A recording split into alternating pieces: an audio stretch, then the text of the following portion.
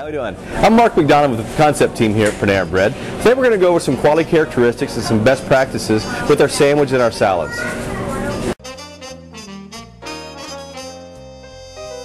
Fish out of the bag is you want to look for the proper fermentation, the proper doneness of your bread. If you've got too doughy of a center, you don't want to use that piece of your miche. You definitely want to let your baker, your manager know. As you can look at this piece of miche here, you've got a great crumb on the inside. You can see proper fermentation with the pockets of air that develop what's inside of the baking process. And you're also looking for the size. This was actually just randomly drawn out of the bag, and you're always going to get different sizes. You never want to use your smallest sizes for your half sandwich or even your full sandwich. So that one goes away.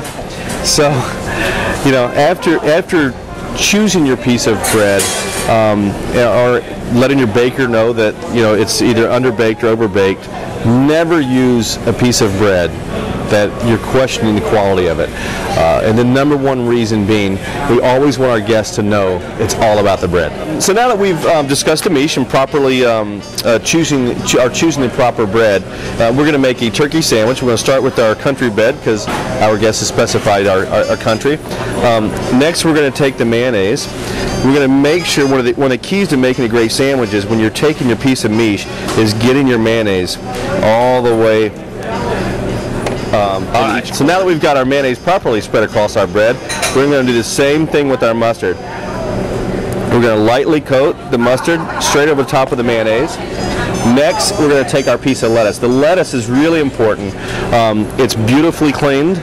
We're going to take that little stem off, which isn't very edible. And we're going to make sure that there's no wilting, there's no sandiness, there's no grittiness, and we're going to fan it the same way that our piece of bread. So we've got the flat piece here, we've got the curved piece up top. Next is our tomatoes. As I look through these tomatoes, the whole is okay, but this one you don't want to use. And there's a perfect example of good tomato, bad tomato. All right, so now we're going to take our 3 tomatoes, and then put them right over the top of our lettuce, and we evenly divide them all across the top. And next we're going to take our onions. Now, there's several onions to use and several onions not to use.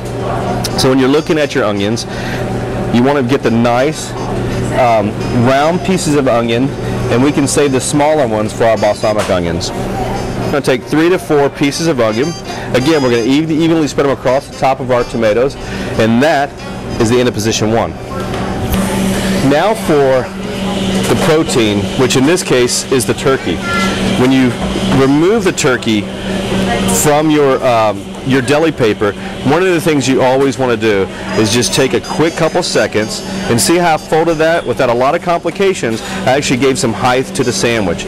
I removed it, I took it out, and in one kind of swoop I gave it some height. Okay, so there's our turkey. Next is our 2 to 3 shakes of salt and pepper. Just evenly coat it. You just want to make sure that you get a little bit of salt and pepper all over the whole thing. Now we go right up on top. And see the height of the turkey, that as we fluff the turkey, that it gave the sandwich. It's not all flat. And now, when we cut it, we're going to give a little bit more. We're actually letting the knife do the work, so we're not like pressing it down because we just gave the sandwich height. The last thing we want to do is now take our knife, it's more of a sawing motion and not a pressing down motion. When you're looking at your quality of your ingredients that are up on your sandwich line, you might not have personally stocked it, but just because it's up on the station doesn't mean that you've got to use it.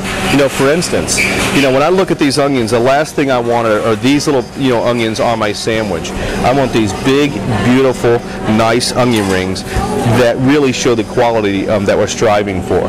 The same thing with the tomatoes.